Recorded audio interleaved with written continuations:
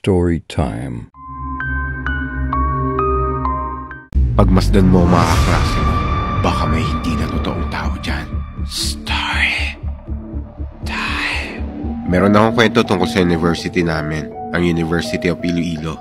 Hindi ko alam kung totoo to pero second year college ako nito.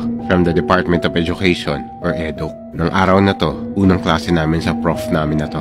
Binigyan niya kami ng index card at pinasulat niya yung pangalan at section namin dito. Tapos after magturo ng prof namin, pinapasa niya yung index card namin para sa random recitation. Para siguro makita niya kung nakikinig ba talaga kami sa klase niya. Nung napasa na namin lahat ng mga index card namin, pinaalalahanan kami ng prof namin na siguraduhin pangalan talaga namin ang nakasulat sa index card namin. Kasi meron daw sa kabilang building, sa senior high building, na nagpasa ng index card na may pangalan na wala naman sa klase niya. 7:30 PM daw ng mga oras na yon at dismissal time na. Nangongolekta rin daw yung prof nila ng index card ng gabing yon bago sila umuwi.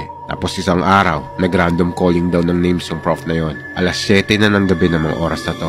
Pagkatawag daw ng prof nila sa pangalan na yon, Ana Marie de la Cruz. Walang tumayo. Nagtinginan daw ang lahat ng klase kung sino yung pangalan na yon. Kaya para raw makasigurado, tinignan ng prof nila yung class list ng buong klase at wala ngang ganung pangalan sa klase niya. Dito na raw nagtaka yung prof nila at tinanong na sila kung may nakasama raw ba silang ganung pangalan. Biglang may isang estudyante ang nagsalita.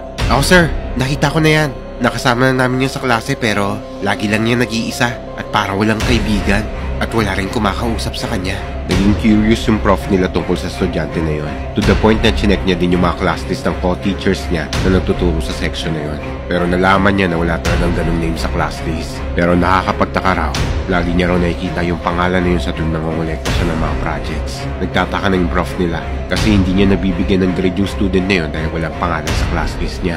Nung kinuwento niya at ipinakita niya yung name ng estudyante na yun sa ibang co-teachers niya na matagal na sa school na yun, ang sabi sa kanya ng mga yon, yung estudyante na raw na yun ay niwakasan ang buhay niya sa loob ng classroom na yun kung saan sila nagkaklase. Kaya raw siguro laging nagmumulto yun sa classroom nila.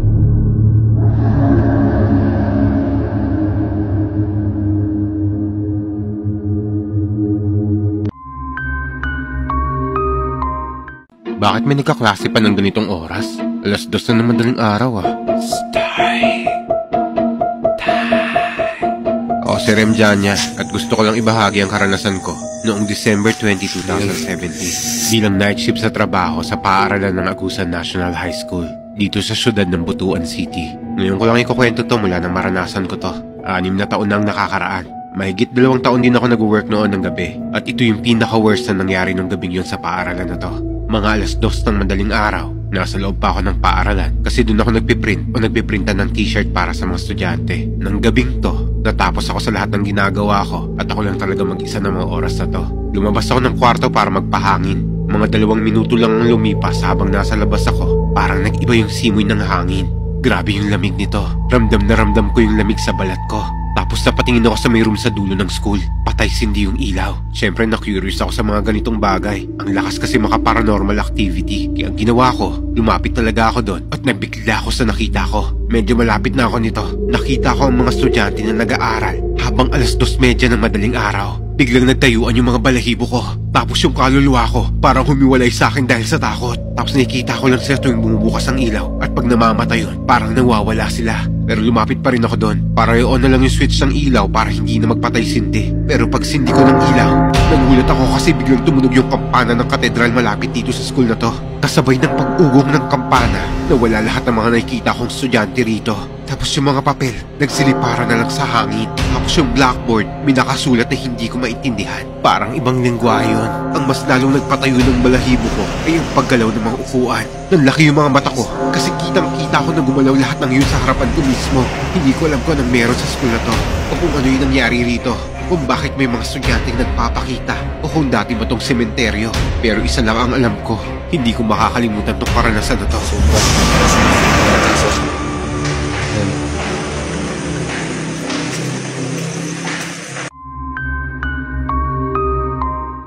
Huwag kayong tatanggap ng kahit anong pagkain sa di nyo kakilala. Story time. Ako si John Lister. Hapon na yon nung makarating kami sa probinsya namin at buntis ang mama ko noon.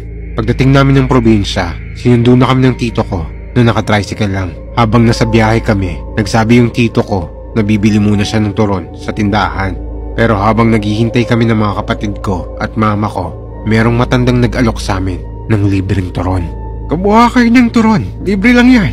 Sige na, kumuha na kayo. Pero dumating na agad si Tito at sinabihan niya yung matanda ng, hindi na po, mayroon na po kami. Salamat po, ibigay niyo na lang po sa iba na nangangailangan. Tumango lang yung matanda. Tapos, umalis na nga kami. Pero habang papalapit na kami sa bahay nila lola at lolo, biglang nag-flat yung sinasakyan naming tricycle. Kaya ang ginawa ni Tito, pumunta muna siya sa malapit na vulcanizing shop. Habang kami naman ay pinasakay niya ng ibang tricycle.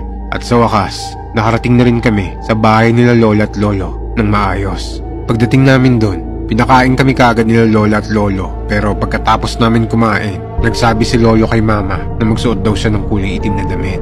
Dito na nagtaka si mama. Bakit pa? Basta, suotin mo na lang. Sinunod na lang ni mama yon. Nung oras na nga na matutulog na kami, biglang may narinig ako ng huni ng tiktik na nasa gilid ng bintana namin kung saan nakapwesto si mama. At may nakita akong dila na sobrang nipis nun at sobrang haba. Sumigaw kaagad ako ng malakas. Agad naman nagpuntahan sina lola at lola sa amin at dali-daling lumabas yung dila sa bintana namin. Sinundan agad ni lolo yon sa may labas ng bahay pero hindi niya na nakita yon. Kinabukasan, meron na lang bakas ng mga paa ng aso dun banda sa bintana kung saan ako nakakita ng mahabang dila. Pero pinagtataka namin, wala namang asong nakapwesto doon hanggang may pumuntang lalaki sa may bahay nila lola at may binalita yun sa amin. Nung naglalakad ako kagabi, may nakasalubong akong sobrang laking aso galing dyan sa inyo. Akala ko nga alaga nyo eh. Pero nung tinitigan ko na yun palayo, mukhang hindi pangkaraniwang aso.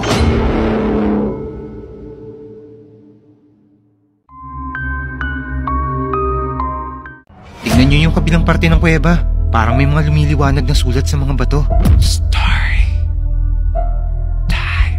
Ako si Mon. May gusto lang akong ikwento na hanggang ngayon kinikilabutan pa rin ako. Nangyari to noong March 12, 2018 dito sa may Masbate.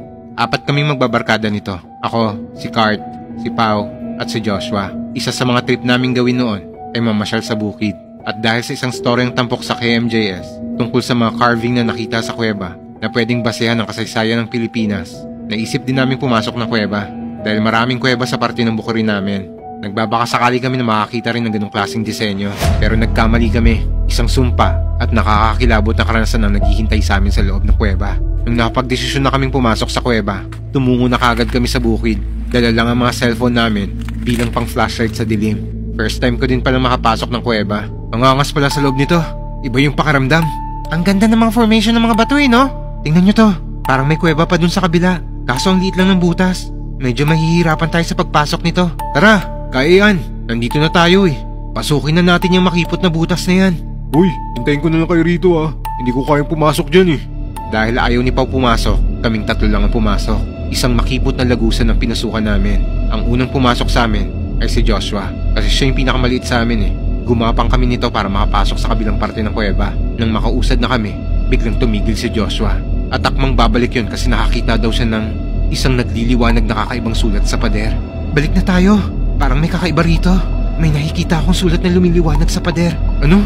Guni-guni mo lang yan. Oo nga, tuloy na tayo. Nandito na tayo eh. Ngayon pa ba tayo aatras? Nakinig naman siya sa amin. Hanggang sa tuluyan na nga kaming nakapasok sa kabilang parte ng kuweba. Kakaiba ang pakiramdam sa loob nito. Napakadilim. At napakatahimik na parang kakainin ka ng katahimikan. Maya-maya pa, ay biglang nagpanik si Joshua. Aray! Ang mata ko! Teka, nahihilo ko. Tulong! Cart! Tulong! Huwag kang magbiro ng ganyan. Mahirap yung daan palabas dito. Umayos ka nga, Josh. Nantitrip ka na naman eh. Pero nung nilapitan namin siya, hindi talaga siya nagbibiro. Kaya inalalayan namin yon kasi nakikita na namin na nanghihina na siya. Umakbay siya sa akin at sinalo naman ni Cart yung kabilang braso niya hanggang nagsabi siya ng, Yung sulat, lumiliwanag yung sulat. Nagdesisyon kami ni Cart na buhatin siya at hilahin palabas. Ako yung nasa hulihan at si Cart yung nasa unahan. Buhat at hila ang ginawa namin para makalabas kasi sobrang kipot talaga ng daan palabas. Matapos to, nailabas naman namin siya na nakakahinga pa rin siya. Pero paglabas namin, biglang nawala ng malay si Joshua. Hindi na namin alam ang gagawin namin ng mga oras na to. Kaya si Pau, natakot na sa nangyayari, tumakbo kagad palabas ng kuweba yon para humingi ng tulong sa papa ni Joshua. Buti na lang merong bahay sa bukid sila Joshua na malapit sa kuwebang pinasok namin at laging nandun ang papa niya. Habang hinihintay namin magkamalay si Joshua, biglang pumasok sa isip ko na magdasal. Nagdasal ako ng ama namin na malakas. Dala na siguro ng sobrang takot at kaba ko sa nangyayari. Sa kalagitnaan ng dasal, hindi ko alam ba't parang nakakalimutan kong susunod na mga salita. Kahit kabisado ko naman to, pero pinilit ko na lang alalahanin yon hanggang nagawa kong tapusin yung dasal. Matapos kong magawa yon, ay parang nakaramdam ako ng hanging malakas na puwersa mula sa katawan ni Joshua. Sobrang kilabot ang naramdaman ko nito. Matapos kong maramdaman yung hangin na yon, himalang nagising at nagkamalay si Joshua. Tapos paggising niya, nagtatanong na yun kung anong nangyari. Dumating naman kagad yung papa niya at inalalayan na siya nito palabas ng kuweba. Habang naglalakad kami sa labas ng kuweba, bigla siyang lumingon at nagsabing, "May kasama tayong naiwan. May iba tayong kasama sa kuweba na yon." Dito ako mas lalong kinilabutan, kaya sinagot ko na lang yun ng, Wala tayong kasamang naiwan doon. 4 lang tayong pumasok sa kuweba na yon. Paano tayo magkakaroon ng kasama?" Hindi ko alam kung anong nangyari sa kanya dahil wala na siyang maalala simula nung nanghina siya. Pero ang naaalala niya na lang, may iba kaming kasama dun sa kabilang parte ng kuweba na yon na siya lang ang nakakakita. Hindi ko rin alam kung niligtas kami dun sa kapahamakan o babalaba yung sulat na lumiliwanag na nakita ni Joshua. Kasi kung hindi nangyari yung panghihina niya, baka iba pa ang naging resulta ng pagpasok namin doon. Baka hindi na kami nakalabas sa mahiwagang kuweba na yon.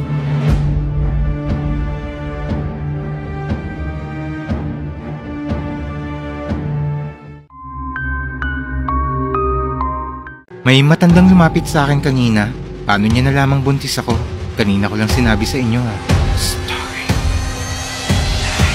Ako si Jing. Gusto ko lang kwento yung nangyari sa akin last year sa Quezon Province. Taga-Caloocan ako at ang asawa ko ay nagtatrabaho dito bilang isang butcher sa isang slaughterhouse. Ang family ko ay taga Negros Oriental pero lumipat silang Quezon Province sa isang palayan doon. Simula nang malaman kong lumipat sila doon, nagbalak akong dalawin sila. Gusto ko sanang sama ang asawa ko nito pero hindi siya pwedeng umabsent. July 20, nung araw na pumunta ako sa Quezon Province. 3 araw na lang ay birthday na ng bunsong kapatid ko. Kaya dito ko na sinabi sa kanila na 3 buwan na akong buntis. Sa kanila ko lang sinabi to at wala nang ibang may nakakaalam. Maya-maya, paglabas ko ng bahay nila mama at papa, nagulat ako kasi may isang matandang babae ang inaalok akong hilutin ng tiyan ko. Pag alok niya, hinawakan niya kagad ang tiyan ko. Nagtaka ako dahil alam ko kakasabi ko lang sa pamilya ko yung tungkol dito. At wala pang ilang oras nung sinabi ko to. Kaya imposibleng nalaman niya kagad ang tungkol dito. Pagkakita ko sa kanya, titig na titig siya sa tiyan ko. Akala ko nito ay simpleng titig lang na parang isang ordinaryong lola. Nasabik makakita ng isang sanggol. Sinabihan ko na lang siya nito ng salamat at hindi ako pumayag magpahilot sa kanya. Nalaman kong kapitbahay nila mama at papa ang matandang to. Matapos to, mga 2:00 ng hapon, nag-alok siyang bigyan niya ako ng prutas. Kainin ko raw para maging malusog ang batang nasa sinapupunan ko. Wala naman akong inisip sa kanyang masama kaya kinain ko to. Pero ilang araw ang lumipas. Nakaramdam ako ng sakit ng ulo at palaging pagkahilo. Dito ko na tinanong sila mama at papa tungkol sa matandang nag-alok sa akin ng hilot at nagbigay sa akin ng prutas. Sabi nila, hindi raw madalas lumalabas o nagpapakita yung matandang to.